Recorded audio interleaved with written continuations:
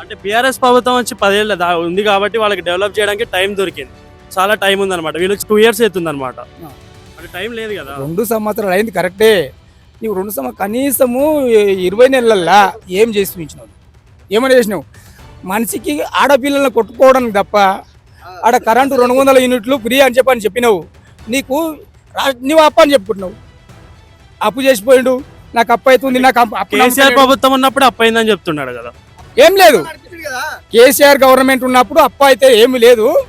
అది ఆల్రెడీ మీకు తెలుసు ఏంది అనేది.